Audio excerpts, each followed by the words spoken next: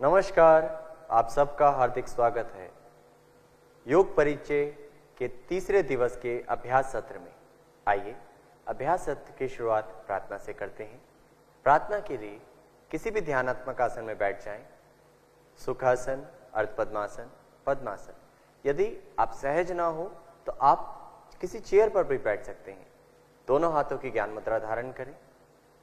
मेरुदंड यानी कमर वाला भाग सीधा, आंखों को कोमलता से बंद करें और एक बार लंबा गहरा श्वास लें और धीमे धीमे श्वास बाहर करें। अब दोनों हाथों को नमस्कार मुद्रा का रूप दें।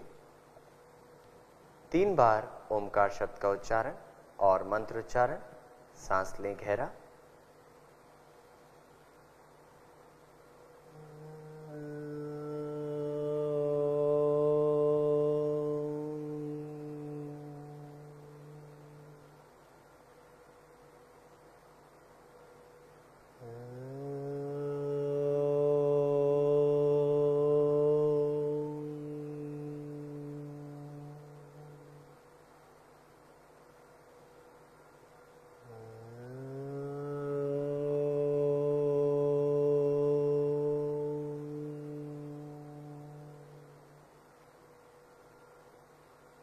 संगच्छत्वं संवदत्वं संवो मनसि जानता देवाभागं यथा पूर्वे संज्ञानान उपासते संज्ञानान उपासते। धीरे से हथेलियों का स्पर्श आंखों पे कराएं। हाथों को वापस लाएं और समय लेते हुए अपनी आंखें खोलें। अब आज के सत्र में हमारे 3 मुख्य आसनों को हम यहाँ आपके साथ साझा करेंगे। त्रिकोणासन, भद्रासन और एक पाद शलभासन। इन 3 आसनों पर आज फोकस ज्यादा करेंगे। तो अब चालन क्रियाओं से अभ्यास सत्र शुरुआत करते हैं। अपने स्थान पर खड़े हो जाएं। चालन क्रियाओं से पहले पूर्व तैयारी। पैरों में 2 उंगलियों का अंतर रखें। हाथों को जंघाओं के पास, आंखों को कोमलता से बंद करें। यह समस्थिति है। शरीर का पूरा भार धरती की ओर और यहीं से हम आगे के अभ्यासों की ओर बढ़ेंगे। धीरे से अपनी आंखें खोलिए। अब ग्रीवा चालन क्रियाओं के लिए हाथों को कमर पर रखें। सबसे पहले ग्रीवा को आगे और पीछे झुकाने का अभ्यास। याद रहे, जिनको गर्दन से संबंधित विकार है वह इस अभ्यास को सावधानी पूर्वक करें या किसी योग प्रशिक्षक की देखरेख में करें। श्वास छोड़ते हुए गर्दन को आगे की ओर झुकाएं। श्वास भरते हुए गर्दन को मध्यम भाग में लाएं। पुनः श्वास छोड़ते हुए गर्दन को पीछे की ओर ले जाएं और गले के भाग पर आने वाले खिंचाव का अनुभव करें। श्वास भरते हुए वापस मध्यम भाग में आएं। श्वास छोड़ते हुए गर्दन को आगे झुकाएं। श्वास भरते हुए मध्यम भाग और एक बार पुनः श्वास छोड़ते हुए गर्दन को पीछे की ओर ले जाएं। आंखें खुली रखें। श्वास भरते हुए मध्यम भाग में आए। अब दूसरी क्रिया का अभ्यास, ग्रीवा को दाएं एवं बाईं ओर मोड़ने का अभ्यास। श्वास छोड़ते हुए गर्दन को दाहिनी तरफ झुकाएं। दाएं कान को दाएं कंधे से लगाने का प्रयास करें। श्वास भरते हुए मध्यम भाग। श्वास छोड़ते हुए बाईं तरफ। आंखें खुली रखें, कंधा ना उठाएं। श्वास भरते हुए मध्यम भाग। पुनः एक बार दोहराएं। श्वास छोड़ते हुए दाहिनी तरफ। श्वास भरते हुए मध्यम भाग। श्वास छोड़ते हुए बाईं तरफ। श्वास भरते हुए मध्यम भाग। अब तीसरी क्रिया, ग्रीवा दाएं एवं बाईं ओर मोड़ने का अभ्यास। श्वास को छोड़ते हुए यानी भार करते हुए दाईं तरफ मोड़ें। ग्रीवा वाले भाग को, ठुड्डी को कंधे की सीध में लाएं। श्वास भरते हुए मध्यम भाग। श्वास छोड़ते हुए गर्दन को बाईं दिशा में मोड़े और श्वास भरते हुए मध्यम भाग में आए। एक बार पुनः यही अभ्यास दोहराएं। श्वास छोड़ते हुए दाहिनी तरफ, श्वास भरते हुए मध्यम भाग, श्वास छोड़ते हुए बाईं तरफ, श्वास भरते हुए मध्यम भाग। चौथी क्रिया, ग्रीवा को गोलाकार घुमाने का अभ्यास। गर्दन दंत से संबंधित व्यक्ति विशेष इस अभ्यास को ध्यान से करें, यानी जिनको गर्दन में दर्द है तो बहुत सावधानी से करें।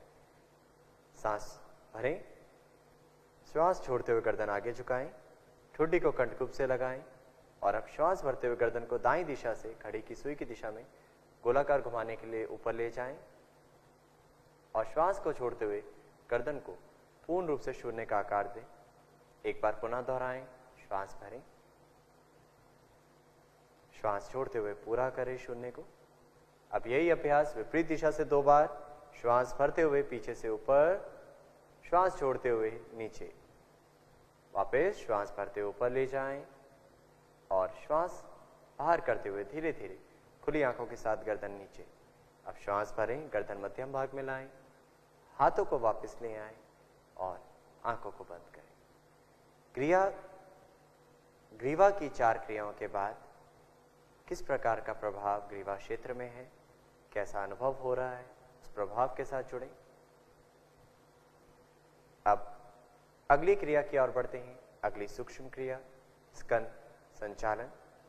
आंखें खोलें और श्वास भरते हुए बगल से दोनों हाथों को ऊपर की ओर ले जाएं, कोहनियां सीधी रखें, हथेलियों का मुख बाहर की दिशा में।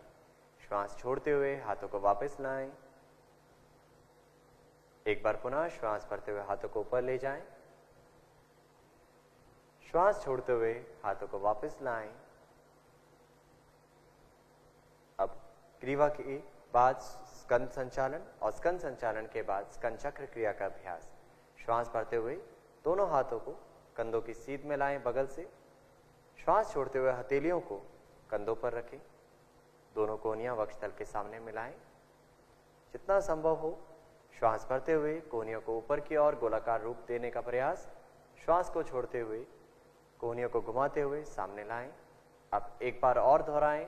इनहेल यानी श्वास भरते ऊपर, श्वास छोड़ते हुए नीचे से घुमाते हुए सामने। यही अभ्यास 2 बार दोहराएं विपरीत दिशा से। श्वास छोड़ते हुए ऊपर और श्वास भरते हुए नीचे, श्वास छोड़ते हुए जाएं और भरते हुए ऊपर से नीचे आएं। अब हाथों को वापस कंधे की सीध में लाएं, धीरे से हाथों को वापस लाएं। एक्सहेल, श्वास छोड़ते हुए वापस लाएं, आंखों को बंद करें, प्रभाव के साथ जुड़ें।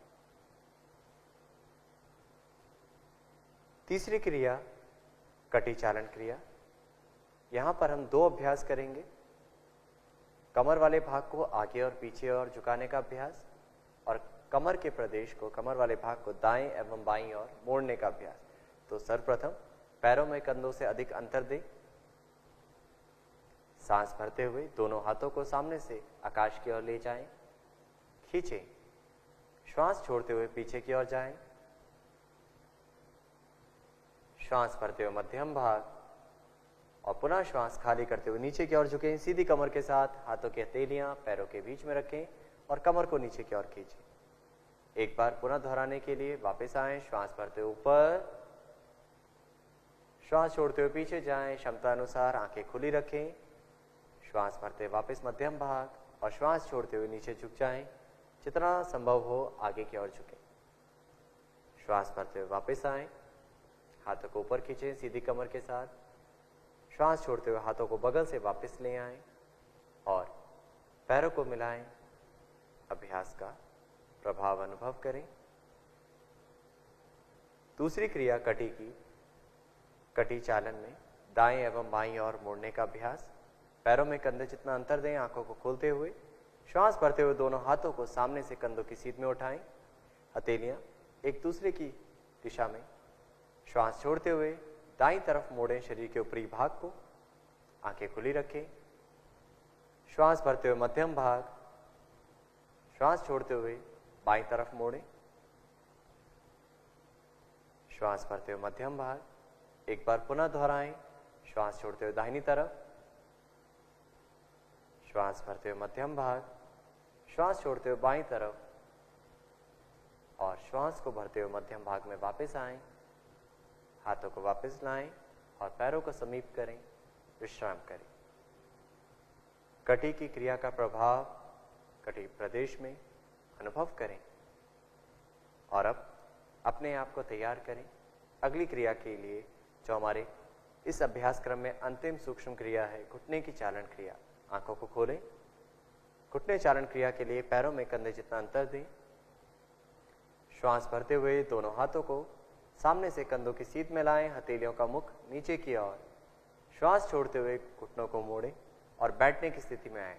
जिनको घुटनों से संबंधित विकार है, घुटने दर्द की परेशानी है, ध्यान रहे इस अभ्यास को सावधानी पूर्वक करें। श्वास भरते हुए वापस, एक बार पुनः दोहराएं। श्वास छोड़ते हुए नीचे जाएं। जांच लें घुटने पंजे से बाहर तो नहीं है। श्वास भरते हुए वापस आएं, हाथों को वापस लाएं और पैरों को मिलाएं। इन 4 क्रियाओं का अभ्यास जो आपने किया उनका प्रभाव अनुभव करें। ग्रीवा, स्कंद, कटी और घुटने की चारण क्रिया। अब आगे के अभ्यास की ओर बढ़ते हैं। इस सत्र में आगे के अभ्यास यानी योग आसनों का अभ्यास। तो सर्वप्रथम ताड़ासन का अभ्यास हम करेंगे। यहाँ पर आंखों को खोलें और शरीर को दूसरी दिशा में मोड़ें। ताड़ासन के लिए पैरों में 2 उंगलियों का अंतर बनाकर खड़े हो जाएं। श्वास भरते हुए दोनों हाथों को सामने से कंधों की सीध में उठाएं। उंगलियों को फंसाते हुए हथेलियों को पलटाएं और श्वास को बाहर करें। अब धीरे से श्वास भरते हुए हाथों को सामने से ऊपर ले जाएं। यहां शरीर को एक सीध नुमा आकृति प्रदान करें। सामान्य श्वास प्रश्वास के साथ शरीर सीधा करें पहले और अब एक बिंदु पर एकाग्रता बनाते हुए धीरे से एड़ियां उठाएं और पंजों पर संतुलन बनाएं। यह ताड़ासन की अंतिम स्थिति है। इस स्थिति में सामान्य श्वास प्रश्वास के साथ बने रहें। जिनको घुटनों में दर्द हो, एड़ियों में दर्द हो, वह ताड़ासन में एड़ियां ना उठाएं। अब श्वास छोड़ते हुए एड़ियां नीचे लाएं। हाथों की उंगलियों को खोल लीजिए और बगल से हाथों को खींचते हुए वापस ले आएं। श्वास को बाहर करते हुए हाथों को वापस लाने के बाद अनुभव करें ताड़ासन के प्रभाव को। आसन करते वक्त हम अभ्यास के साथ तो जुड़ ही रहे, आसन के पश्चात हम अभ्यास का प्रभाव अनुभव करें तो उसका ज्यादा लाभ ले पाएंगे। अब अगले अभ्यास की ओर बढ़ते हैं। वृक्षासन। तो धीरे से इस तरफ मुड़े। वृक्षासन संतुलन श्रेणी का एक आसन है। तो इसके लिए अपने आप को एक बिंदु पर एकाग्रता बनाने के लिए तैयार करें। अब श्वास छोड़ते हुए धीरे से दाहिने पैर को मोड़ें और दाहिने पैर के तलवे को बाएं जंघा मूल पर रखें। अब धीरे से हाथ को घुटने पर लाएं। श्वास भरते हुए बगल से दोनों हाथों को कंधों की सीध में ले जाएं। हथेलियां पलटाएं और हाथों को ऊपर ले जाएं। नमस्कार मुद्रा में हाथों को जोड़ें, हाथों को खींचें। सामान्य श्वास प्रश्वास के साथ वृक्षासन में बने रहें। जिन साधकों से पूर्ण स्थिति ना हो पाए वह सरल वृक्षासन का अभ्यास करें, जो हमने कुछ अभ्यास सत्र पहले आप लोगों को दिखाया था। धीरे से वापस आएं। श्वास छोड़ते हुए हाथों को वापस लाएं और दाहिने पैर को वापस लाएं। अब यही अभ्यास बाएं पैर के साथ दोहरा जाएं। श्वास छोड़ते हुए बाएं पैर को मोड़ें, तलवे को जंघा मूल पर लगाएं, हाथों को बगल में लाएं और श्वास भरते हुए हाथों को बगल से ऊपर ले जाइए। ऊपर ले जाने के बाद नमस्कार मुद्रा। शरीर को एक सीधनुमा आकृति दें, खींचें, स्थिर हो जाएं, पैर का अंगूठा दबाकर रखें, श्वास प्रश्वास सामान्य रखें, एक बिंदु पर एकाग्रता। धीरे से श्वास छोड़ते वापस आए, पैर को भी वापस ले आए और आसन के प्रभाव के साथ जुड़े। वृक्षासन न्यूरोमस्कुलर यानी तंत्रिका मांसपेशियों में समन्वय बनाने में मदद प्रदान करता है, साथ ही साथ पैरों की मांसपेशियों को मजबूती प्रदान करता है। अब हम अगले आसन की तरफ बढ़ते हैं, पादहस्तासन। अभ्यास सत्र में तीसरा आसन पादहस्तासन। तो दिशा बदलें, पैरों में 2 उंगलियों का अंतर दें। जिनसे पादहस्तासन की पूर्ण स्थिति ना हो वो सरल पादहस्तासन का अभ्यास करें, जो आप ऑलरेडी पूर्व सीख चुके हैं। श्वास भरते हुए दोनों हाथों को सामने से ऊपर ले जाएं। पहले पूरे शरीर को ताने, स्ट्रेच करें अब श्वास छोड़ते हुए सीधी कमर के साथ आगे की ओर झुकते जाएं और जहां तक संभव हो नीचे खींचें और उसके बाद हाथों की हथेलियों को पैरों के पास रखें, गर्दन नीचे। यह पाद हस्तासन की पूर्ण स्थिति है। सामान्य श्वास प्रश्वास के साथ बने रहें। जिन साधकों को कमर दर्द या अत्यंत पैरों में पीड़ा है तो इस अभ्यास को सावधानी पूर्वक करें। श्वास भरते हुए सामने से हाथों को वापस लाएं, सीधी कमर के साथ ऊपर की ओर भरते हुए हाथों को उठाएं और श्वास को छोड़ते हुए बगल से हाथों को वापस ले आएं। आगे झुकने के अभ्यास के बाद अब हम पीछे झुकने का अभ्यास यानी अर्ध चक्रासन का अभ्यास करेंगे। अर्ध चक्रासन के लिए आंखों को खोलें, दोनों हाथों को कमर पर रखें, उंगलियों को आगे की ओर, अंगूठा पीछे की ओर। अब कोहनियों को समानांतर करें। श्वास भरते हुए धीरे से गर्दन पीछे की ओर, आंखों को खोलकर रखें। श्वास छोड़ते हुए क्षमता अनुसार पीछे झुकते जाएं। घुटने सीधे रखने हैं और शरीर के ऊपरी भाग से झुकना पहले आरंभ करें, फिर नीचे। इस स्थिति में बने रहें सामान्य श्वास प्रश्वास के साथ। अर्थात किसी भी आसन में सांस को रोकने की आवश्यकता नहीं। सांस भरते हुए धीरे धीरे वापस आएं। क्षमता अनुसार करना है, याद रहे, और हाथों को वापस ले आए। प्रभाव जो भी इस अभ्यास का मेरुदंड पर हो रहा है उसकी जानकारी प्राप्त करें। अर्ध चक्रासन फेफड़ों की कार्य क्षमता बढ़ाने में बहुत लाभदायक है। अब आज का जो आसन है, जो आज के आसन जिसमें हम उसकी सरल अभ्यास को सिखाएंगे और मुख्य आसन को 2 बार आपके सामने साथ में साझा करेंगे, तो वह त्रिकोणासन। उसके लिए करवट लें। पहले सरल अभ्यास त्रिकोणासन का। त्रिकोणासन, इस आसन के नाम से ही पता चलता है इसकी पूर्ण स्थिति में त्रिकोण नुमा आकृति यानी ट्रायंगुलर शेप बनेगी। तो इस आसन के लिए पैरों में कंधों से अधिक दूरी बनाकर खड़े हो जाएं। पहले सरल अभ्यास, उसमें भी हम 2 अभ्यास दिखाएंगे। यहाँ पर श्वास भरते हुए दोनों हाथों को बगल से कंधों की सीध में ले जाएं, हथेलियों का मुख नीचे की ओर, पंजे समानांतर, हाथ कंधे की सीध में। श्वास छोड़ते हुए धीरे धीरे दाईं दिशा में झुकते जाएं। जितना संभव हो उतना झुके दाहिने हाथ को घुटने के पास, और अब धीरे से बाएं हाथ की हथेली को पलटाते हुए हाथ को कान के पास ले आए बिना कोहनी मोड़े हुए। यह एक सरल तरीका है त्रिकोणासन का। श्वास भरते हुए वापस आ जाएं मध्यम भाग में और इस अभ्यास को विपरीत दिशा से भी कर जाएं। श्वास छोड़ते हुए बाईं तरफ झुके, दाएं हाथ की हथेली पलटाएं, दाहिने हाथ को कान के पास लाएं बिना कोहनी मोड़े हुए। नाभि, सीना और नासिका एक सीध नुमा आकृति में। धीरे धीरे वापस आ जाएं और मध्यम भाग में आने के बाद श्वास छोड़ते हुए हाथों को वापस लाएं, पैरों को मिलाएं और पुनः समस्थिति में आ जाएं। अब त्रिकोणासन के दूसरे सरल तरीके की ओर बढ़ते हैं। पैरों में कंधों से अधिक दूरी बनाएं। सांस भरते हुए दोनों हाथों को बगल से कंधों की सीध में ले जाएं। धीरे से दाहिने पैर को दाईं दिशा में मोड़े 90 डिग्री के कोण में, और धीरे से घुटने को मोड़ते हुए सांस छोड़ते हुए दाईं दिशा में झुके। इसमें ज्यादा ना झुकें, जितना संभव हो, और बाएं हाथ को कान के पास ले जाएं। यह दूसरा सरल तरीका है।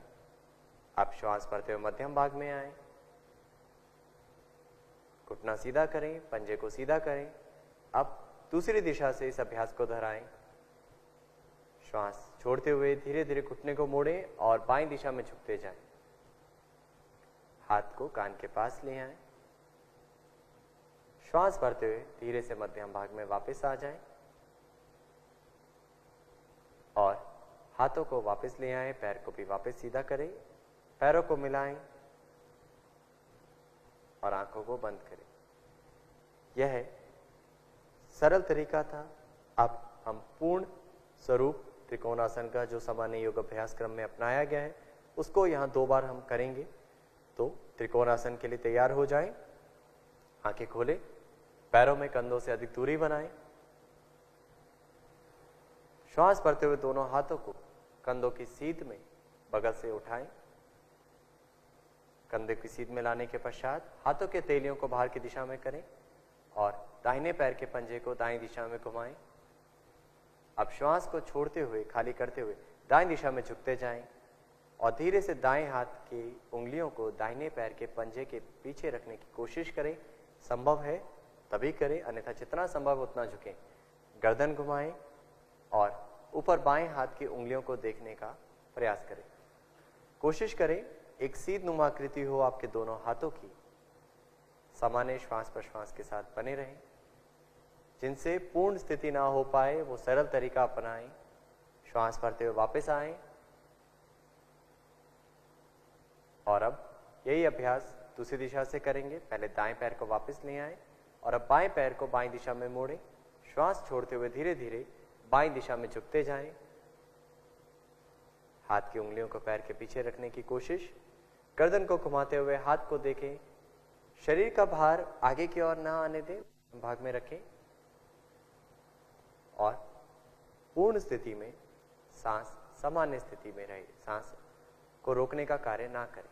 धीरे धीरे वापस आए सांस भरते हुए और धीरे से पैर के पंजे को सीधा करें। हाथों को वापस लाएं, पैरों को मिलाएं और विश्राम करें। त्रिकोणासन कटी प्रदेश के पास अतिरिक्त वसा को कम करने में मदद प्रदान करता है, साथ ही साथ मेरुदंड को लचीला करने में सहायता प्रदान करता है। अब यही आसन एक बार और दोहराएंगे, तो ध्यान से देख लीजिए। कहीं भी आपको लगता है कुछ कमी है, आपको नहीं समझ आया तो देख लीजिए। पैरों में कंधों से अधिक दूरी बनाएं, लगभग 2 से 2.5 फीट। श्वास भरते हुए बगल से दोनों हाथ कंधों की सीध में लाएं, हथेलियां बाहर की ओर। दाहिने पैर के पंजे को दाईं दिशा में घुमाएं और सांस छोड़ते हुए दाईं दिशा में झुकें। झुकते वक्त जितना संभव हो उतना झुकें। दाहिने हाथ की उंगलियों को दाहिने पैर के पंजे के पीछे रखने की कोशिश, ना हो तो टखने तक और संभव हो तो और नीचे। और धीरे से गर्दन घुमाएं और बाएं हाथ की उंगलियों को देखें। इस स्थिति में सामान्य श्वास प्रश्वास के साथ बने रहें। अब धीरे धीरे सांस भरते हुए वापस आएं। मध्यम भाग में पैर के पंजे को सीधा करें और अब बाएं पैर के पंजे को बाईं दिशा में घुमाएं। श्वास को बाहर करते हुए धीरे धीरे बाईं दिशा में झुकते जाएं। नाभि, सीना, नासिका एक सीध में। गर्दन घुमाएं, ऊपर देखें, यानी शरीर के भार को आगे की ओर ना जाने दें। अब गर्दन घुमाने के बाद ऊपर देखें और दोनों हाथों को एक सीध में लाने का प्रयास करें। अलाइनमेंट बहुत महत्वपूर्ण है। धीरे धीरे वापस आएं श्वास भरते हुए और धीरे से बाएं पैर के पंजे को सीधा करें। श्वास छोड़ते हुए हाथों को नीचे लाएं, पैरों को मिलाएं और विश्राम करें। यहां जो भी अनुभव आप कर पा रहे हैं उस अनुभव के साथ जुड़े, अर्थात खड़े होकर करने वाले आसनों के पश्चात आपके शारीरिक स्तर पर जो भी बदलाव आ रहे हैं उसका अनुभव करें और श्वास प्रश्वास के स्तर पर क्या बदलाव है, मानसिक स्तर पर क्या बदलाव है उसका अनुभव। अब अगली श्रेणी की ओर बढ़ते हैं। बैठकर किए जाने वाले आसनों का अभ्यास। धीरे से करवट लें, दूसरी दिशा की तरफ मुड़ जाएं और अपने स्थान पर बैठ जाएं।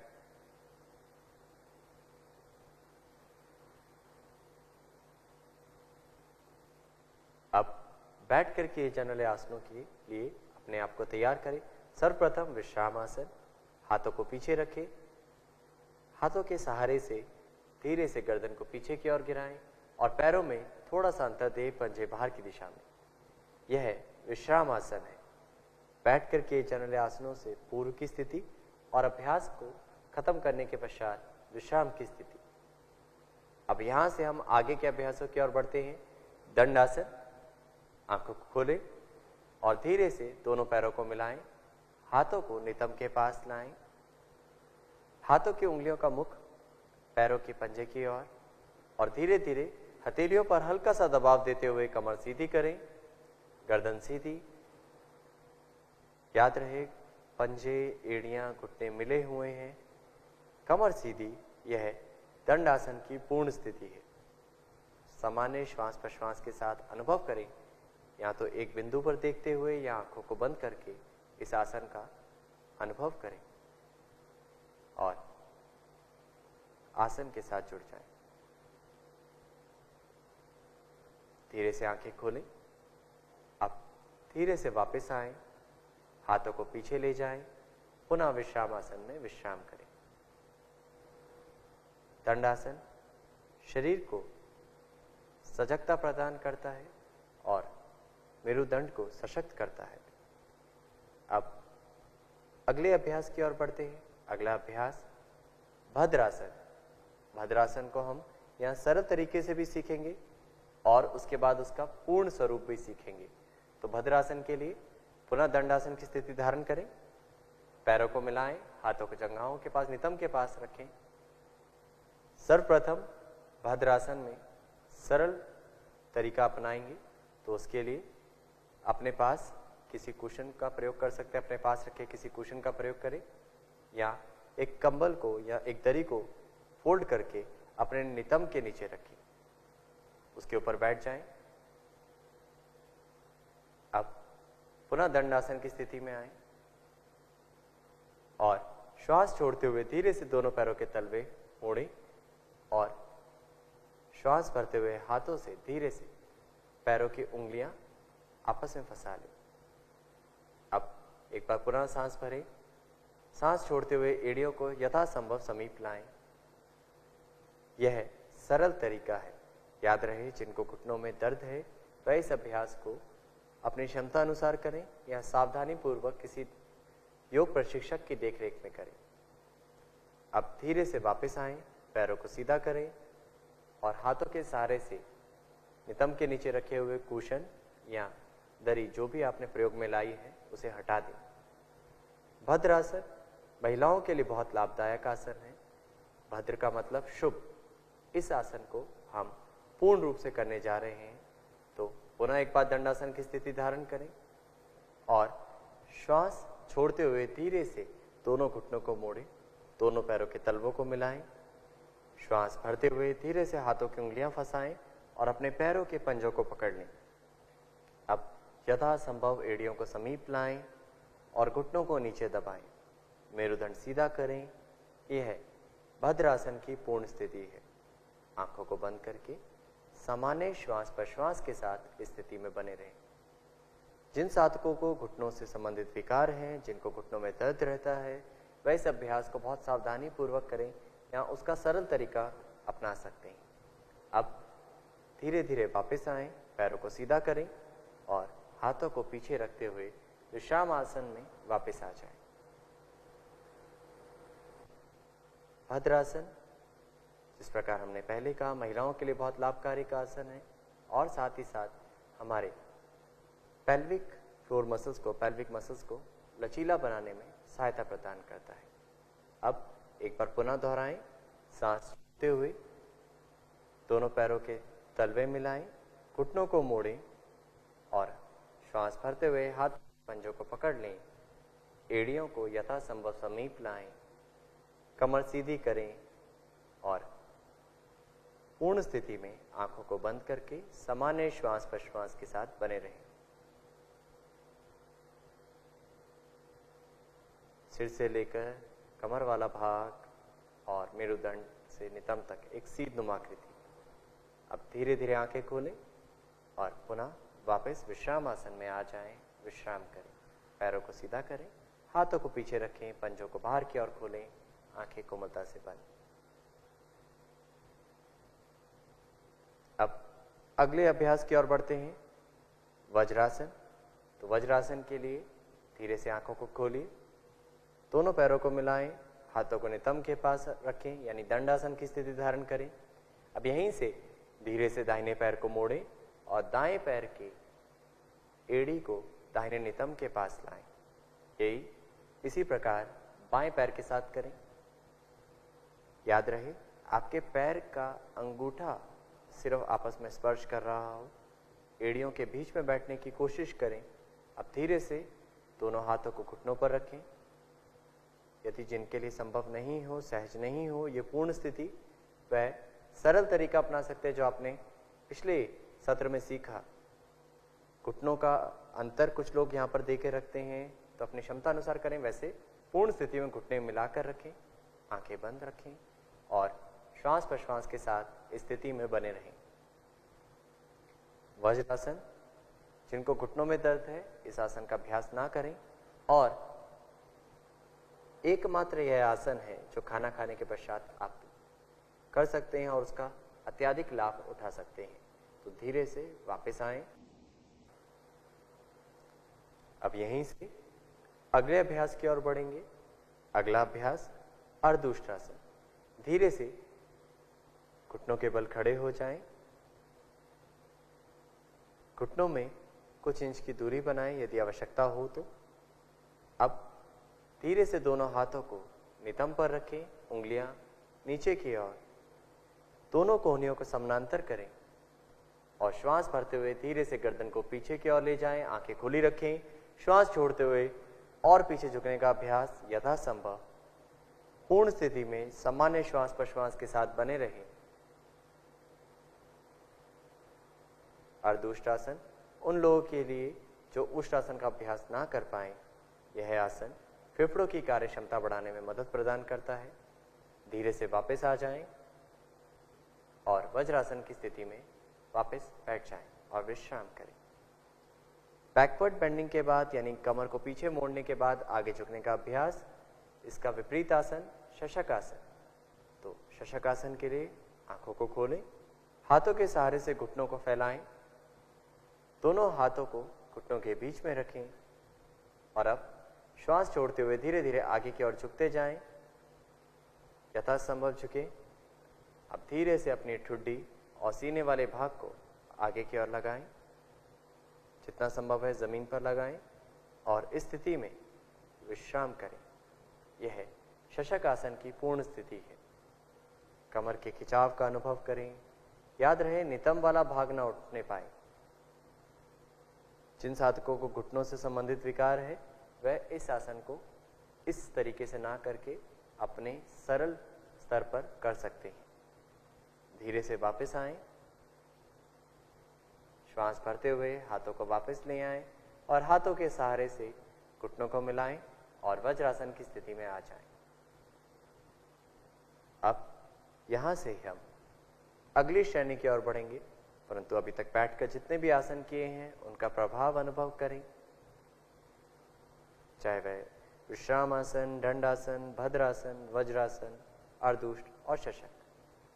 शारीरिक और मानसिक प्रभाव अनुभव करने के बाद धीरे से आगे झुक जाएं, हाथों के सहारे से पेट के बल लेट जाएं।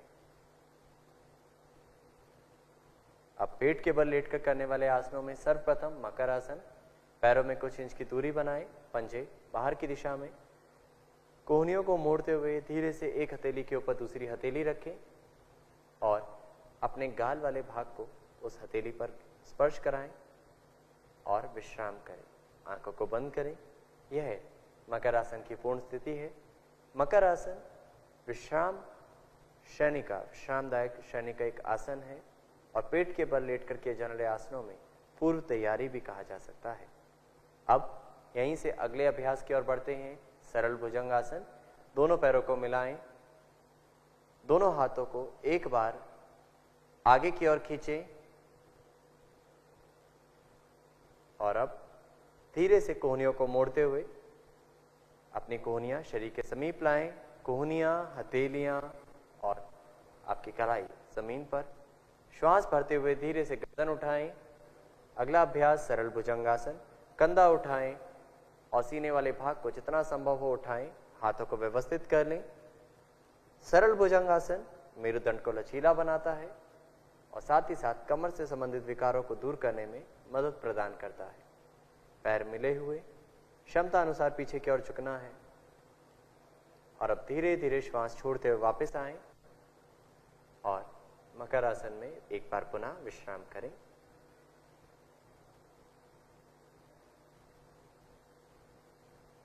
अब यहीं से हम आज के तीसरा आसन जो हमने इंट्रोड्यूस करना है, आज के साथ साझा करना है, उस आसन की ओर बढ़ते हैं। एक पाद शलभ आसन या अर्ध शलभ आसन। तो दोनों पैरों को मिलाएं। शलभ आसन की पूर्ण स्थिति आज हम नहीं करेंगे, वो कल के सत्र में करेंगे। शलभ आसन जिनसे नहीं होगा उसका सरल स्वरूप ये कह सकते हैं, एक पाद शलभ आसन। दोनों हाथों को जंघाओं के पास लाएं, पैरों को मिलाने के पश्चात ठुड्डी को जमीन पर रखें, हथेलियों का मुख नीचे की ओर। श्वास को भरते हुए बिना घुटने को मोड़े हुए दाहिने पैर को यथासंभव उठाएं, तलवा आकाश की ओर। इस स्थिति में जितना संभव हो पैर को ऊपर उठाएं और बने रहें। सांस को रोकने की आवश्यकता नहीं। धीरे से दाहिने पैर को नीचे लाएं और अब बाएं पैर के साथ इस अभ्यास को कर जाएं। श्वास भरते हुए बायां पैर और ऊपर उठाएं, बने रहें स्थिति में। यह आसन शायटिका पेन को दूर करने में, शायटिका दर्द वाले साधकों को यह आसन उनके लिए बहुत लाभकारी है। धीरे से वापस आएं और मकर आसन में विश्राम करें।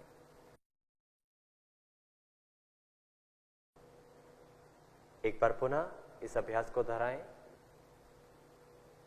दोनों हाथों को एक बार आगे की ओर खींचें और अब यहीं से दोनों हाथों को बगल से जंघाओं के पास ले आएं। जिनसे शलभासन ना हो पाए वो अर्ध शलभासन का अभ्यास करें। एक बार पहले अर्ध शलभासन, उसका सरल तरीका, श्वास भरते हुए दाहिने पैर को उठाएं।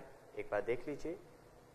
जिनसे शलभासन की पूर्ण स्थिति ना हो पाए, शलभ यानी एक टिड्डे नुमा आकृति, धीरे धीरे वापस आए। यही अभ्यास विपरीत पैर के साथ, दूसरे पैर के साथ वापस आए और अब मकर आसन विश्राम करें।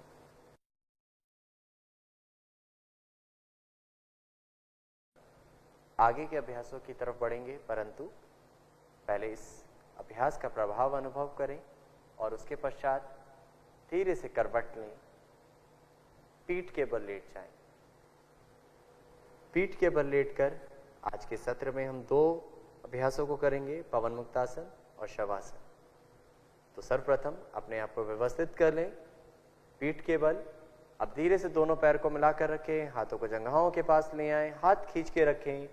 श्वास भरते हुए धीरे से दोनों पैरों को उठाएं, सीधा करते हुए बिना घुटनों को मोड़े, और श्वास छोड़ते हुए धीरे से घुटनों को मोड़िए और घुटनों को सीने वाले भाग के समीप लाएं। अब एक बार पुनः श्वास भरें और हाथों को उठाएं, हाथों की उंगलियां फंसाएं, घुटनों से निचले भाग को पकड़ लें, पंजे बाहर की दिशा में। श्वास को खाली करते हुए गर्दन को उठाएं और अपने ठुड्डी या नासिका को घुटनों के बीच में लगाने की कोशिश करें। यह पवन मुक्तासन की पूर्ण स्थिति है। जिनको ग्रीवा में दर्द की परेशानी है वह गर्दन ना उठाएं, और जो पवन मुक्तासन में इस स्तर पे ना कर पाए तो पैरों में हल्का सा अंतर दे सकते हैं। अब धीरे से वापस आएं, सांस भरते हुए गर्दन नीचे, हाथों को वापस लाएं, पैरों को सीधा कर दें ऊपर की ओर, और सांस को छोड़ते हुए यानी बाहर करते हुए पैरों को वापस लाएं और विश्राम करें। शवासन। अब अगला अभ्यास शवासन। शवासन पीठ के बल लेटकर किए जाने वाले आसनों में एक विश्रामदायक स्थिति है, और यह आसन पूरे शरीर और मन को शिथिलता प्रदान करने में बहुत लाभकारी है, तनाव को दूर करने में बहुत लाभकारी है। तो आइए देखते हैं शवासन का अभ्यास करते हैं। पैरों में अंतर, कंधों से अधिक, पंजे बाहर की दिशा में, हाथों को जंघाओं से थोड़ा दूर रखें, हथेलियां आसमान की ओर खुली हुई। यह स्थिति शवासन की स्थिति कहलाती है। परंतु शारीरिक स्थिति के पश्चात आप अब अपनी चेतना की यात्रा पैरों के पंजे से सिर तक ले जाएं, अर्थात पैरों की उंगलियां बंद आंखों से अनुभव करें और ढीला छोड़ें। फिर पैरों की एड़ियां अनुभव करें और ढीला छोड़ते जाएं। इसी प्रकार पैरों की एड़ियों से लेकर सिर वाले भाग तक कोई भी भाग कसाव में, खिंचाव में, तनाव में अनुभव हो तो उस भाग को ढीला छोड़ते जाएं। पिंडलियां, घुटने, जंघाएं, नितंब ऐसे धीरे धीरे ऊपर तक शरीर का अनुभव करें। प्रत्येक अंग को शिथिल कराएं, प्रत्येक शरीर का भाग शिथिल हो जाए।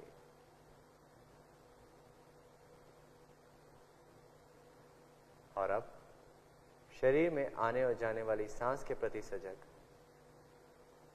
जो श्वास भीतर आ रही है, जो श्वास बाहर जा रही है, आती और जाती श्वास की जानकारी। कुछ एक गहरे श्वास प्रश्वास और शरीर को और शिथिल और शांत और सहज होने दें। गहरा सांस लें, गहरा सांस बाहर करें।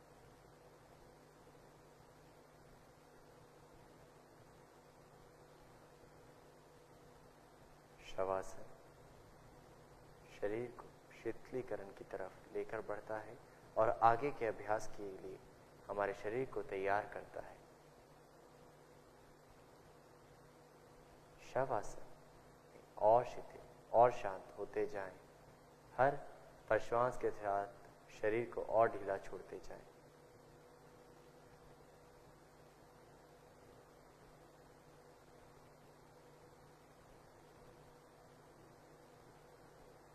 अब हम यहाँ से आगे के अभ्यासों की और यात्रा अपनी लेकर चलते हैं। आज के सत्र में जो आगे के अभ्यास हैं, वापस आने के लिए श्वास को माध्यम बनाएं। शवासन से बाहर आने के लिए एक बार गहरा सांस लें, गहरा सांस बाहर करें और हाथों पैरों की उंगलियों में हलचल करें। Move your fingers and toes. धीरे से दाएं या बाईं करवट लेट जाएं। जिस करवट लेटने के लिए आप अपने शरीर को मोड़ रहे हैं, उस तरफ हाथ का तकिया बनाएं। 1 से 2 सांस उस करवट लें और अब सहारा लेते हुए अपने स्थान पर उठकर बैठ जाएं।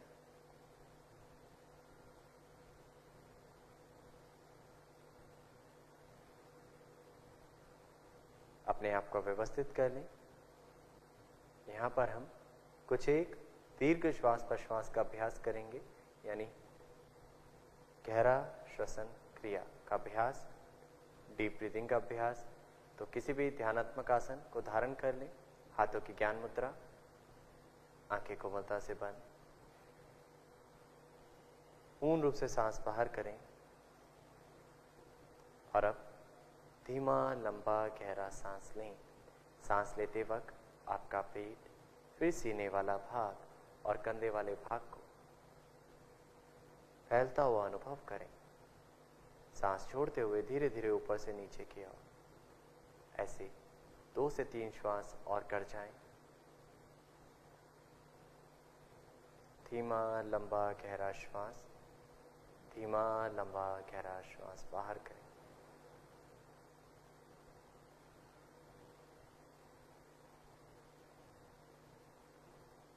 दीर्घ श्वास प्रश्वास कहीं ना कहीं तैयारी है आगे प्राणायाम के लिए।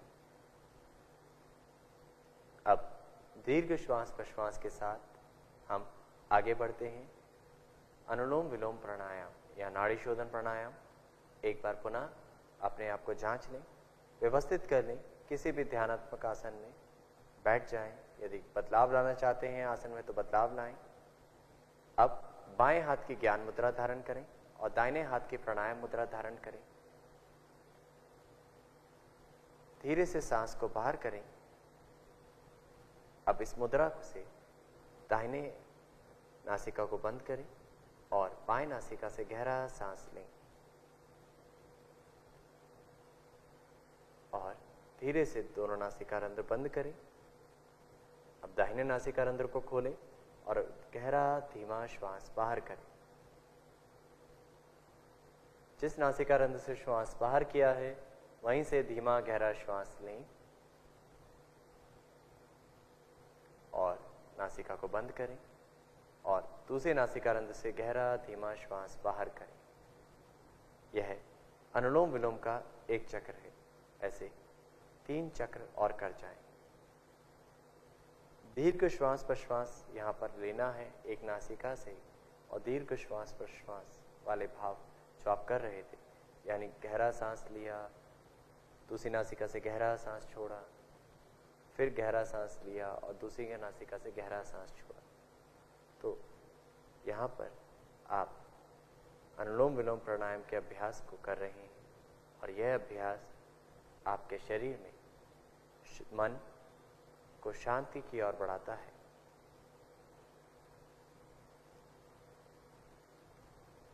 यह अभ्यास आपके शरीर और मन में सामंजस्य बढ़ाने में मदद प्रदान करता है और मन को शांति की ओर लेकर जाता है।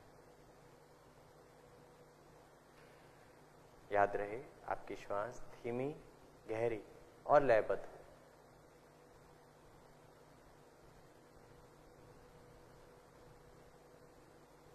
जब 3 चरण पूर्ण हो जाएं, तब धीरे से हाथ को वापस लाएंगे।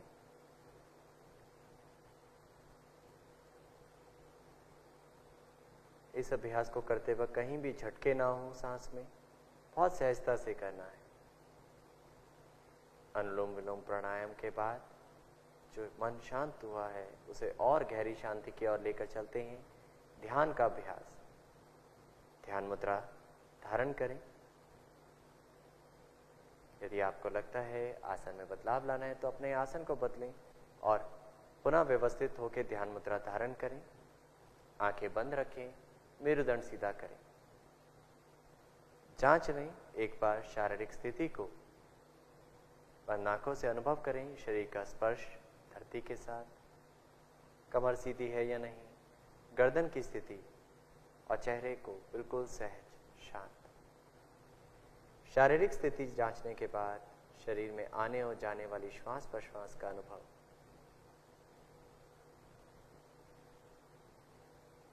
हर एक सांस को देख जाएं, हर एक सांस को देख जाएं। यानी जो भी सांस भीतर आ रही है उसकी जानकारी हो, जो भी सांस बाहर जा रही है उसका अनुभव हो। और धीरे धीरे श्वास की अनुभूति के बाद शरीर की संवेदनाओं का अनुभव।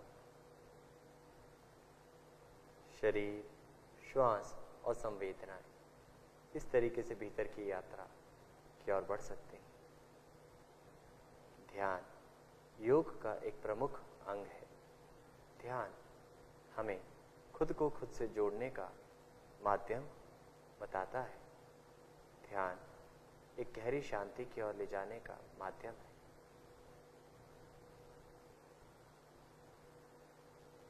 अब धीरे धीरे यहीं से श्वास को माध्यम बनाएं वापस आने के लिए और मन ही मन संकल्प धारण करें। हमें अपने मन को हमेशा संतुलित रखना है। मैं स्वयं के प्रति, कुटुंब के प्रति, कार्य, समाज और विश्व के प्रति स्वास्थ्य के लिए प्रतिबद्ध हूं, प्रतिबद्ध। अब धीरे से दोनों हाथों को नमस्कार मुद्रा का स्वरूप प्रदान करें और प्रार्थना के साथ आज का सत्र यहीं समाप्त करेंगे। गहरा सांस लें।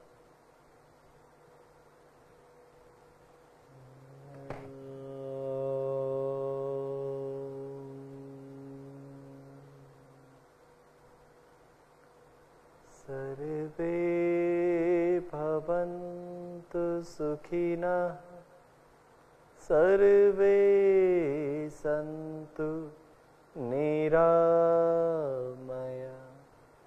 सर्वे भद्राणि पश्यन्तु, मा कश्चित् दुःखभाग् भवेत्, मा कश्चित् दुःखभाग् भवेत्। ओम शांति शांति शांति। धीरे से हाथों के हथेलियों का स्पर्श आंखों पे कराएं। समय लेते अपनी आंखें खोलें और हाथों को वापस ले आएं। धन्यवाद। आज का सत्र यहीं समाप्त करते हैं। आशा करते हैं जो भी अभ्यास आपने साथ में सीखा उसको अपनाएं और शरीर को स्वस्थमय स्वरूप देने का भाव रखें। धन्यवाद।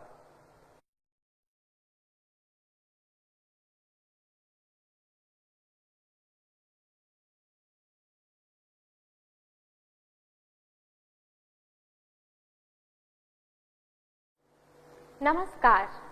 योग परिचय कार्यक्रम के तृतीय दिवस के व्याख्यान सत्र में आप सभी का स्वागत है। तो व्याख्यान सत्र का आरंभ प्रार्थना के साथ करेंगे। आंखों को कोमलता से बंद करें, दोनों हाथ नमस्कार की मुद्रा में। लंबा गहरा श्वास लें।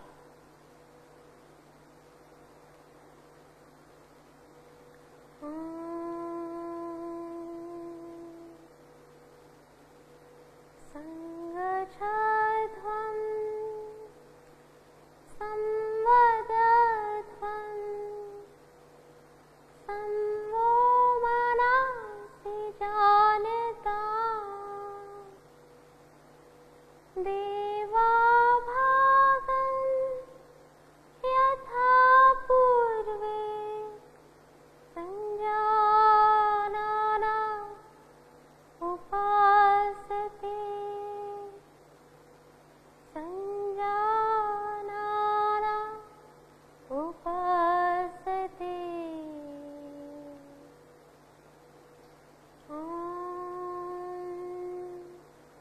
शांति शांति शांति।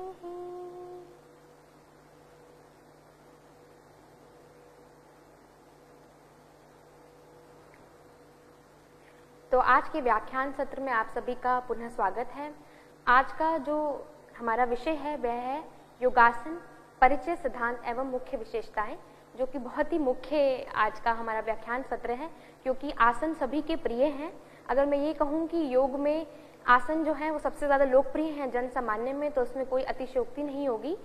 हम सभी के लिए ही आसन बहुत ही प्रिय हैं और योग का बहुत ही महत्वपूर्ण अंग है आसन।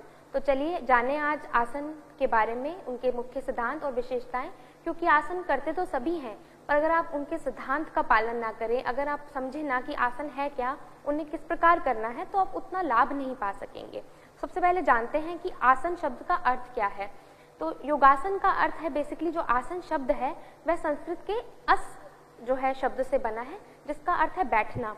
अब आप कहेंगे हम नॉर्मली भी बैठे होते हैं, तो क्या वो आसन है? तो और इस तरह से अगर हम देखें कि जो कंबल होता है या ऊनी कालीन होते हैं, हिरण की खाल या कुश यानी कि घास और ताड़ के पत्ते, और जो भी चटाई बैठने के लिए प्रयोग में लाते हैं उसे भी आसन बोल दिया जाता है। जो पूजा घर में मैट यूज होता है उसे भी आसन बोल देते हैं। तो क्या वो सभी भी आसन है? पर योग साधना में क्या आसन है? योग साधना में आसन का प्रयोग हम उस बैठने की मुद्रा और शरीर की उस स्थिति की और हम करते हैं जो कि जिसमें आपका शरीर स्थिर हो। सबसे महत्वपूर्ण यह है कि शरीर उसमें स्थिर होना चाहिए, मन उसमें स्थिर हो और सुख की स्थिति हो। अगर आप आसन कर रहे हैं और आप स्थिर नहीं है उसमें, तो वो आसन नहीं माना जाएगा। अगर आपको उसमें सुख की अनुभूति नहीं हो रही, आपको कष्ट हो रहा है, पेन हो रहा है, तो इसका मतलब आप आसन नहीं कर रहे हैं। आप व्यायाम कर सकते हैं बट आसन नहीं है वो। तो और योगासन का उद्देश्य क्या है? आसन क्यों किया जाता है?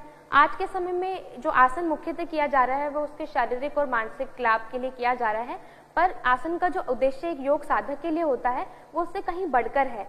योग साधक आसन इसलिए करते हैं ताकि वो योग की जो हायर प्रैक्टिसेस हैं, जैसे कि प्राणायाम, फिर प्रत्याहार और ध्यान, ताकि वो समाधि तक पहुंच पाए, इसलिए करते हैं। तो आसन का अभ्यास एक साधक के लिए बहुत ज़्यादा महत्व रखता है। वो उससे अपनी बीमारियों को दूर रखते हैं कि उन्हें शरीर में कोई बीमारी ना हो, वो स्थिर हो जाएं ताकि वो प्राणायाम कर सके और फिर ध्यान कर सके और अंतिम लक्ष्य योग का जो है समाधि वहाँ तक पहुँच सके। जन सामान्य में योग किया जाता है, वो आसन किए जाते हैं, वो इसलिए किए जाते हैं ताकि स्वास्थ्य को बढ़ावा दिया जाए और बीमारियों से बचा जा सके। और उससे भी इम्पॉर्टेंट है कि शरीर और मन में एक सामंजस्य स्थापित हो। ये बहुत ज़रूरी है, क्योंकि होता क्या है, हम तो व्यायाम भी करते हैं, कई तरह के व्यायाम भी प्रचलित हैं, तो उनमें और आसन में क्या डिफरेंस है, क्या उनमें अंतर है? वो ये अंतर है कि जब आप व्यायाम करते हैं तो आपका शरीर जो है वो मूवमेंट कर रहा होता है, आप तरह तरह की मूवमेंट्स कर रहे होते हैं, चाहे आप डांस कर रहे हो, चाहे आप एरोबिक्स कर रहे हैं, रनिंग कर रहे हैं, तो उसमें भी मूवमेंट है। बट उसमें क्या है, ना तो आपका ध्यान श्वास पर है, ना आपका मन जुड़ा हुआ है, मन आपका कहीं और चल रहा है और आपका श्वास पे भी ध्यान नहीं है। पर जो योगासन होते हैं उनमें हम शरीर, मन और श्वास, इनमें एक सामंजस्य स्थापित होता है। यानी कि जो हमारे कोश है, अगर हम बात करें तैत्तिरीय उपनिषद की, तो हमने पंचकोश की बात की है पहले भी, तो हमारा जो अन्नमय कोश है और जो हमारा प्राणमय कोश है, और फिर हमारा मनोमय कोश है, उनमें सामंजस्य स्थापित करता है। और बाहर की जो हमारे आसपास अशांति का माहौल होता है, तरह तरह के तनाव होते हैं, उनसे भी आप बच सकते हैं। उस दबाव को भी कम करने में सहायक होता है, क्योंकि जब आप आसन कर रहे हैं और आपका जो पूरा ध्यान है उस समय वो आसन पर है और आपका श्वास जो है उसके प्रति आप सजग हैं, अवेयर हैं, तो आपको कोई भी बाहर आपके कुछ भी चल रहा हो, आपका ध्यान उसकी तरफ नहीं जाएगा। इस प्रकार आसन करना चाहिए और ये उसका उद्देश्य भी है कि आपके बाहर की अशांति और तनाव दूर हो सके, आपके शरीर और मन में सामंजस्य स्थापित हो और उत्तम स्वास्थ्य को बढ़ावा दिया जाए, उसे बना के रखा जाए। अगर आप हेल्दी हैं तो स्वास्थ्य बना रहेगा, अगर आपको कोई बीमारी है तो उसके प्रबंधन में भी सहायक होता है। अब अगर हम योगासन आसन की परिभाषा की बात करें तो जो योग का मुख्य जो ग्रंथ है पतंजल योग सूत्र, उसमें महर्षि पतंजल ने कहा है आसन की एक ऐसी स्थिति है जिसमें की स्थिरता है, स्थिर सुखम आसनम, जिसमें आप स्थिर हैं, जिसमें आप सुखी है, वही आसन है। जैसा कि पहले भी हमने बात की कि अगर आप आसन करते हुए स्थिर नहीं हैं, आप मूवमेंट करते जा रहे हैं, आप पश्चिमोत्तानासन लगा रहे हैं और बस अपने आप को धकेलते जा रहे हैं, ये आप आसन नहीं कर रहे हैं। आपको स्थिर होना है उसमें और आपको सुख की अनुभूति होनी चाहिए, ये बहुत जरूरी है। अगर आपको कंफर्टेबल ही नहीं है, आप कर रहे हैं, आपको कष्ट हो रहा है, तो वो भी आसन नहीं है। तो स्थिर है, सुखी है, तो ही आसन है और तभी आप उसको लंबे समय तक कर पाएंगे। अगर आपको पेन हो रहा है, आप जल्दी वापस आएंगे। तो ये भी बहुत जरूरी है कि आप आसन करें तो उसमें कंफर्टेबल हो, स्थिर हो, सुखी हो, तभी हम उसे आसन कहेंगे। आसन आया कहाँ से है, कब से आई, ये तो जो है ये आदि योग शिव जी के समय से है। पर अगर हम योग के ग्रंथों की बात करें तो सबसे पहले इसका वर्णन कहाँ मिला ये तो कह पाना मुश्किल है, पर हम जो पतंजल योग सूत्र है इसी सूत्र से हम जो है आसन की व्याख्या देते हैं। और अगर हम हठ यौगिक ग्रंथ की बात करें जिनमें कि आसन की टेक्निक्स की उनको किस विधि से करना है, उनके लाभ के बारे में बहुत विस्तार से कहा गया है। पतंजल योग सूत्र में आसन की टेक्निक्स नहीं बताई गई कि हर आसन की अलग अलग नाम नहीं दिए गए हैं और किस विधि से करना है और अलग अलग नहीं लाभ दिया गया है। पर हठ प्रदीपिका में जो कि हठ योग का मुख्य ग्रंथ है उसमें स्वामी स्वात्माराम जी ने कहा है कुर्यात तदासनम स्थैर्यम आरोग्यम च लाघवम, यानी आसन करने से शरीर में क्या आती है, स्थिरता, आरोग्यता और लघुता, यानी जिसमें आप स्थिर हैं वो भी आसन है और आसन करके भी आप स्थिरता पाते हैं। आरोग्यता यानी डिजीजलेसनेस, कोई डिजीज नहीं, और लघुता, आपके अंगों में लघुता, लाइटनेस आ जाती है, आप हल्कापन शरीर में अनुभव करते हैं। आसन के समय अब कुछ महत्वपूर्ण दिशा निर्देश भी हैं, उनका भी पालन करना चाहिए।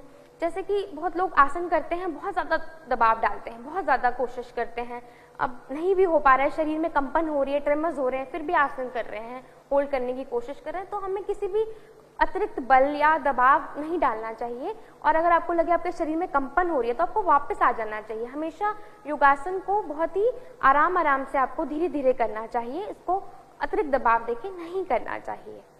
और अपनी क्षमता से परे भी योगासन का अभ्यास न करें।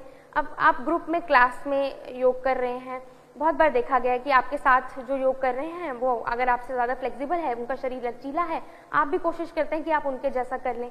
हमें हमेशा अपनी क्षमता के अनुसार करना चाहिए, इससे आपको नुकसान भी हो सकता है। अगर आप किसी साथ वाले को देखकर कर रहे हैं, इससे आपको इंजरी हो सकती है, हो सकता है अभी आपका शरीर उतना प्रिपेयर ना हो।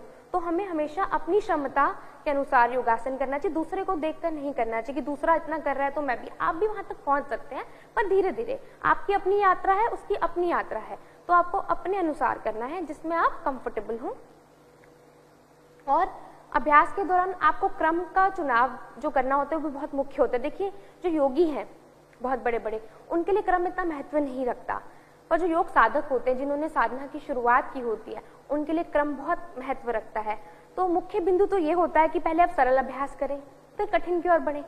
लॉजिकल भी है, इसमें लॉजिक भी है कि एकदम से मुश्किल अभ्यास करेंगे तो आपसे नहीं हो पाएगा। तो पहले आप जो है इजी प्रैक्टिस करेंगे, फिर आप उसको पूर्ण आसन की ओर बढ़ेंगे। जैसे कि अगर आप देखें यहाँ पर, तो अर्ध मत्स्येंद्रासन अगर आप नहीं लगा सकते तो पहले आपको वक्र आसन करना है। पहले अर्ध मत्स्येंद्रासन मत कीजिए, पहले वक्र आसन से शुरू कीजिए। फिर वक्र आसन में जैसे जैसे आप उसमें प्रोग्रेस करते हैं, आपसे हो पाता आसानी से, फिर आप अर्ध मत्स्येंद्रासन भी कर सकते हैं, फिर आप मत्स्येंद्रासन की ओर भी बढ़ सकते हैं।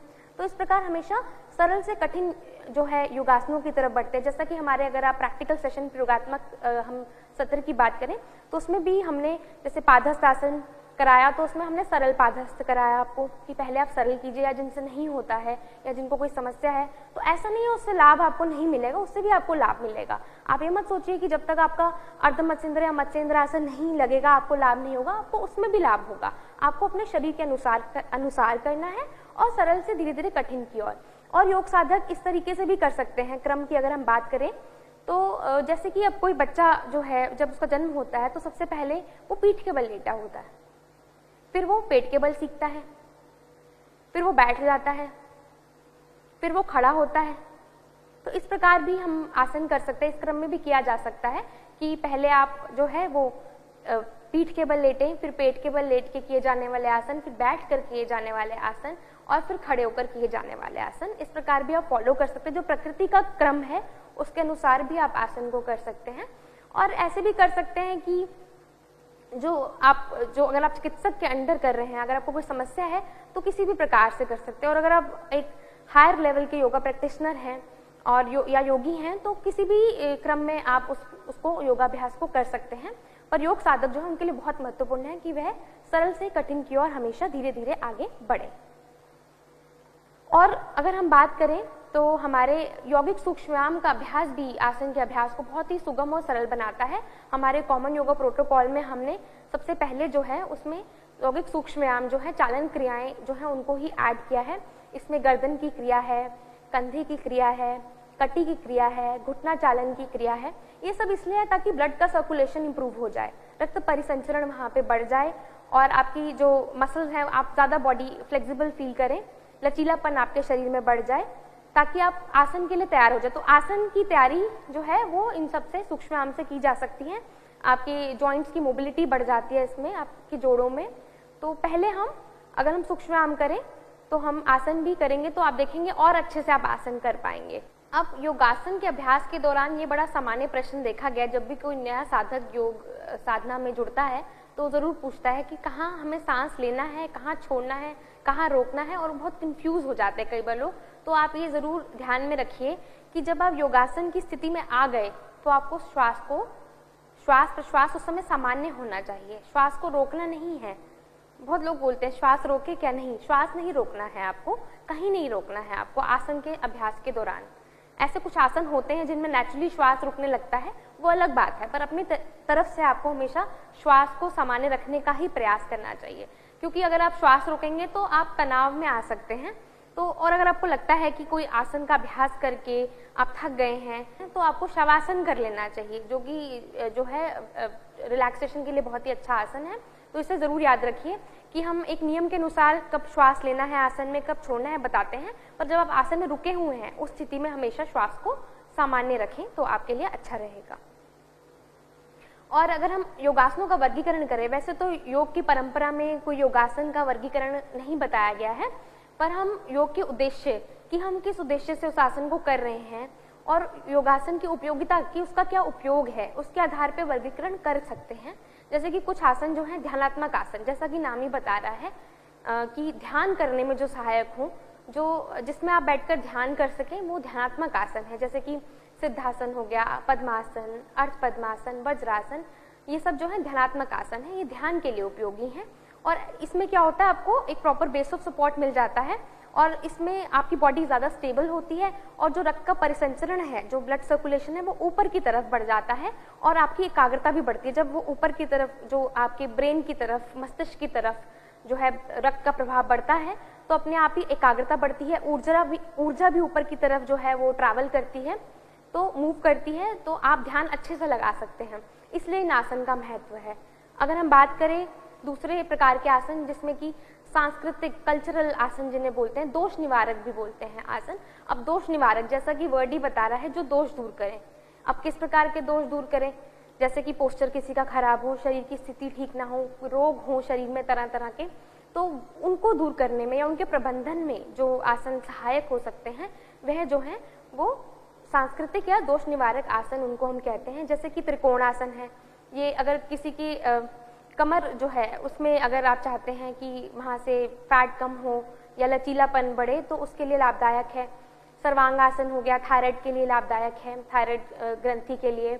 और भी तरह तरह के आसन हैं, जैसे कि अर्ध मत्स्येंद्रासन डायबिटीज़ के प्रबंधन में सहायक है।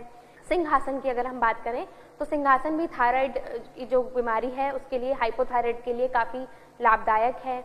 और अगर हम मंडूकासन की बात करें तो आसन डायबिटीज़ और पेट में जमी हुई अतिरिक्त चर्बी को कम करने में सहायक है। और उत्तान मंडूकासन जो है वो सर्वाइकल स्पॉन्डिलोसिस के लिए और चेस्ट एक्सपेंशन के लिए बहुत सहायक है। इसके अलावा जैसे कि अगर हम बात करें कमर में दर्द बहुत ही कॉमन प्रॉब्लम रहती है लोगों को, तो अर्धचक्रासन हो गया, सेतुबंध आसन है, ये कमर दर्द के लिए, भुजंगासन कमर दर्द के लिए और फेफड़ों की कार्यक्षमता को बढ़ाने के लिए भी सहायक है। अगर हम बात करें शिथिल्य कारक आसन की, तो जैसा कि नाम ही बता रहा है, जो शरीर को और मन को शिथिलता प्रदान करे उन्हें शिथिल्य कारक आसन बोलते हैं। जैसे कि शवासन हो गया। शवासन अब लगता है कि बहुत आसान है, पर अगर आप करेंगे तो आपको पता लगेगा। अगर आप तनाव में रहते हैं, अगर आपको हाइपरटेंशन है या जो बहुत हड़बड़ी में रहते हैं हमेशा, उनके लिए मोस्ट डिफिकल्ट आसन हो जाता है शवासन, क्योंकि वो शरीर को स्थिर नहीं रख पाते हैं।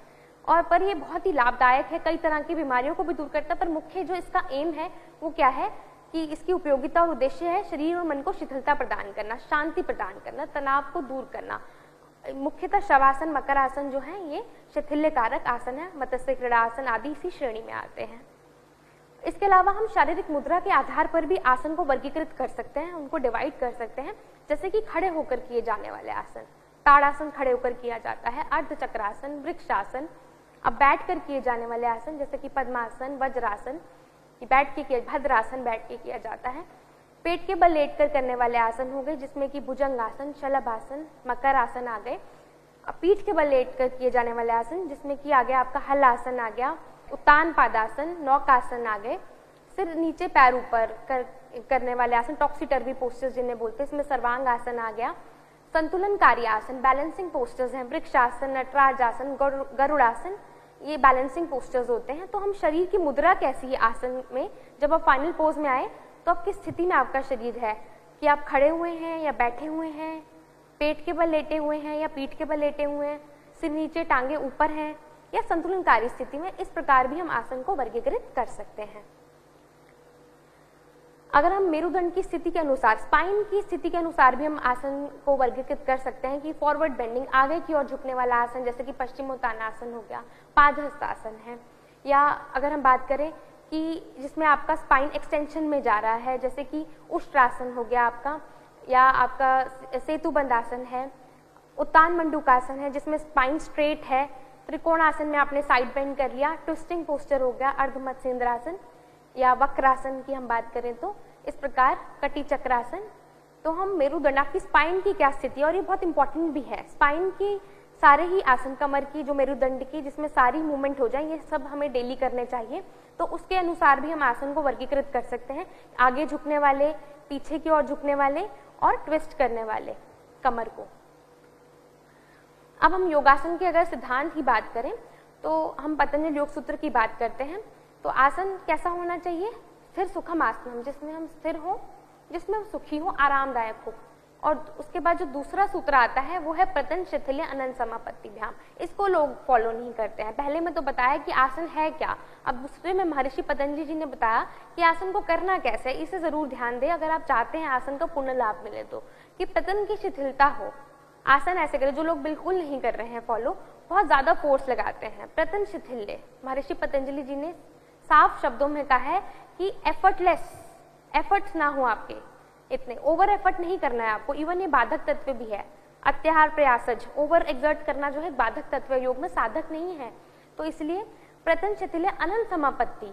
अब आपका मन कहाँ एब्जॉर्ब हो, ऐसा नहीं है कि आप आसन कर रहे हैं, साथ में फोन आया और आप फोन उठा के बात करने लग गए, उससे आपको कोई लाभ नहीं मिलने वाला। या आप आसन कर रहे हैं और ध्यान आपका ये है कि किचन में क्या बन रहा है, या बाहर की तरफ ध्यान है, या टीवी की तरफ ध्यान है, तो ऐसे करके आसन करने का कोई लाभ नहीं है।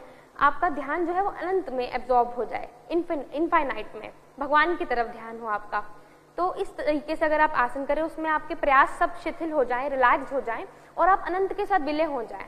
जब आप सहजता लाएंगे तो अपने आप ही ऐसा होगा। बार बार आप सहजता से अभ्यास करेंगे तो आप ऐसा महसूस करेंगे कि आपका जो मन है वो अनंत के साथ विलय हो रहा है। इस प्रकार अगर आप आसन करेंगे, स्थिर होंगे, सुखी होंगे और सहज होंगे, कोई उसमें आप ओवर एफर्ट नहीं लगाएंगे, अनंत के साथ विलय होंगे, तो हम तीसरे लाभ की तरफ बढ़ पाएंगे, जिसमें कि महर्षि पतंजलि जी ने कहा है ततो द्वंद्वान विघातः, यानी कि योग करने से सभी प्रकार के, योगासन करने से सभी प्रकार के द्वंद्व दूर हो जाते हैं।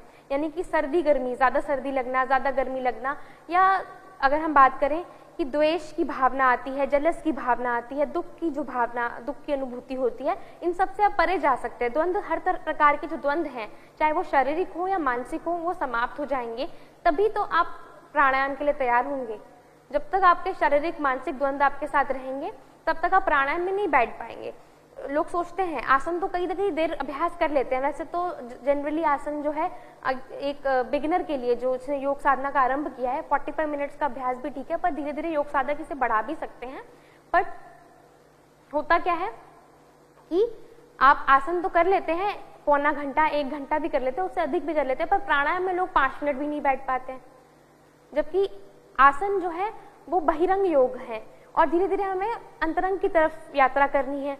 तो प्राणायाम में आप कैसे बैठ पाएंगे? जब आप आसन का पूरे तरीके से नहीं करेंगे, आप प्राणायाम भी ठीक से नहीं कर पाएंगे। अगर आप सिर्फ चाहते हैं कि आपको सिर्फ शारीरिक और मानसिक कुछ लाभ मिल जाए, तो आप उस प्रकार कर रहे हैं। बट अगर आप योग की साधना एक्चुअली में करना चाहते हैं, एक्चुअली में आप चाहते हैं आप अंतिम लक्ष्य तक पहुंच जाएं, आपके सभी द्वंद्व दूर हो जाएं और आप सीरियसली योग की साधना करना चाहते हैं, तो आपको इस प्रकार करना चाहिए। तो एक्चुअली में अपने आप आपको जो है वो तीसरा जो सूत्र है, जिसमें महर्षि पतंजलि जी ने बताया है कि इससे क्या होता है, द्वंद्वों का नाश होता है, तो वो आपको प्राप्त हो पाएगा। इसके बाद योगासन की कुछ मुख्य विशेषताएं भी हैं, जैसे कि बहुत जरूरी है, लोग सिर्फ फाइनल पोस्टर को मेन समझते हैं, जबकि बहुत जरूरी है आसन की प्रारंभिक स्थिति क्या है, समस्थिति क्या है। जैसे कि बैठने वाले आसन जो होते हैं जनरली उनकी समस्थिति दंडासन होती है। ऐसे नहीं कि आप डायरेक्टली जो है आसन में वज्रासन में बैठ जाएंगे, आप दंडासन में पहले आएंगे, ठीक है। और इसके अलावा स्टैंडिंग पोस्टर्स की भी एक समस्थिति होती है, पहले आप उसमें आए, उसके बाद आप अब हमारे प्रैक्टिकल सेशन अटेंड कर रहे हैं, उसमें आप देख सकते हैं कि पहले एक समस्थिति में हम आते हैं, उसके बाद हम आसन करते हैं। और उस बाद आसन के स्टेप्स, विन्यास, वो भी बहुत इंपॉर्टेंट है, किस प्रकार आपको मूवमेंट करनी है। जब आप आसन करते हैं तो जैसे अगर मैं ताड़ासन की बात करूं, आप ताड़ासन कर रहे हैं, पहले आपने हाथों को उठाया ऊपर की ओर, फिर आपने एड़ी को उठाया, पर जब आप वापस आएंगे तो पहले एड़ी नीचे आएगी, फिर हाथ नीचे आएगा, यानी रिवर्स जो है क्रम में, विपरीत क्रम में आपको वापस आना होता है। और श्वास क्रम की हमने पहले भी बात की है कि श्वास प्रश्वास का तरीका बहुत मैटर करता है। जब भी आप पीछे की ओर जाते हैं तो आप श्वास लेते हैं, चेस्ट एक्सपेंशन होता है, जब आप आगे की ओर झुकते हैं आपका एब्डोमिनल जो है रीजन वो कॉन्ट्रैक्ट होता है, दबता है, दबाव आता है उसमें, तो आप श्वास छोड़ते हैं। तो ये बहुत मैटर करता है कि श्वास प्रश्वास का तरीका क्या हो आसन करते समय। और आपकी दृष्टि भी बहुत मैटर करती है। जैसे कि कुछ आसन है, अब जैसे कि हम बात करें वृक्षासन की, आप सभी ने सीखा है, तो वृक्षासन में अगर आप आसन कर रहे हैं और आप कभी इधर देख रहे हैं कभी उधर देख रहे हैं, तो आपका बैलेंस नहीं बन पाएगा। बहुत जरूरी है कि आपका जो दृष्टि हो वो किसी एक स्थान पर केंद्रित हो जाए, वहीं पे आप देखते रहें तो ही आप उसमें स्थिर हो पाएंगे, नहीं तो हिलते डुलते रहेंगे। और हम बात करते हैं अगर सिंहासन की, तो भूमध्य दृष्टि उसमें होती है। तो ऐसे ही आसन करते हुए दृष्टि भी बहुत जो है महत्व रखती है। और आसन की अंतिम स्थिति बहुत मैटर करती है। एक आरंभिक स्थिति है और एक अंतिम स्थिति है कि फाइनल पोस्चर। बहुत लोग सोचते हैं कि पूरा पोस्चर लग जाए तभी वो अंतिम स्थिति, जितना आप कर पाए, जहां तक आप पहुंच पा रहे हैं वो आपके आसन की अंतिम स्थिति है, वो आपका अंतिम लक्ष्य है। और आसन करने के बाद विश्राम बहुत जरूरी है। शारीरिक और मानसिक स्तर पर आजकल 108 सूर्य नमस्कार कर रहे हैं, बहुत ज्यादा अभ्यास कर रहे हैं, पर विश्राम करना नहीं चाहते। जो आसन करने का सही तरीका है उसमें आप हर आसन के बाद विश्राम कर सकते हैं, रिलैक्स कर सकते हैं। आपने हमारा प्रैक्टिकल सेशन अटेंड किया होगा, उसमें हम बोलते हैं हर आसन के बाद इसके शरीर में पड़ने वाले जो प्रभाव है उसको अनुभव करें कि क्या प्रभाव पड़ा है। कोई भी, चाहे आसन कर रहे हैं चाहे प्राणायाम कर रहे हैं, उसके प्रभाव को अनुभव करें। तो आसन की समस्थिति, प्रारंभिक स्थिति, कैसे शुरुआत करनी है, किस स्टेप में जाना है, किस स्टेप में वापस आना है, आसन करते हुए श्वास की स्थिति, आसन में बने रहें तो सामान्य स्थिति, आसन में वापस आते हुए स्थिति, दृष्टि कहाँ पर हो आसन करते हुए, और आसन की अंतिम स्थिति आपके सामर्थ्य अनुसार, और आसन के अंत में विश्राम। ये बहुत मैटर करता है, ये बहुत मायने रखता है और बहुत ही महत्वपूर्ण भाग है। तो आज हमने जाना कि आसन शब्द का क्या अर्थ है, आसन कहाँ से आया है, आसन की परिभाषा क्या है योग सूत्र के अनुसार, हमारे हठ योगी ग्रंथ में, जैसे कि मैंने बताया आपको कि हठ प्रदीपिका में आसन के बारे में कहा है, शरीरम आरोग्यम चालाघवम, घरण संहिता में आसनेन भवे दृढ़म कहा गया है कि आसन करने से शरीर में दृढ़ता आती है। ये आसन के लाभ हैं।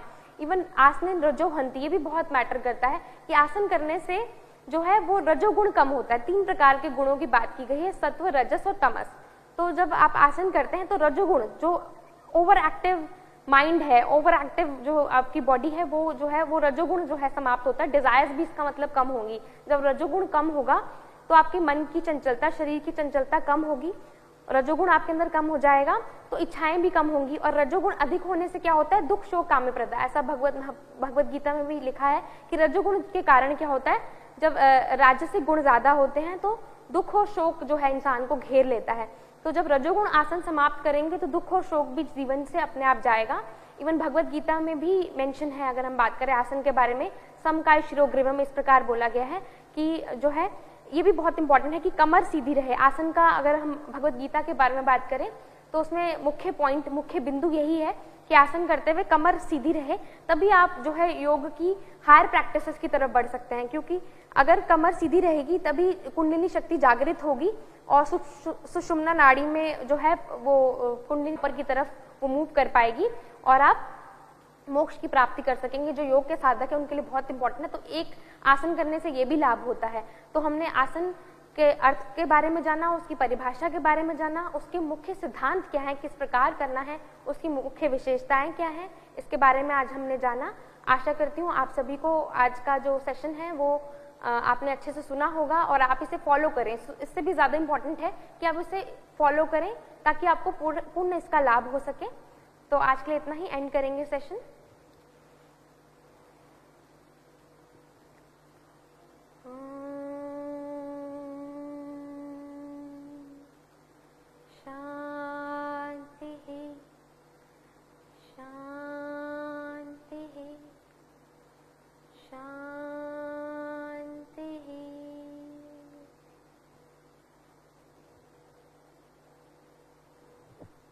धन्यवाद।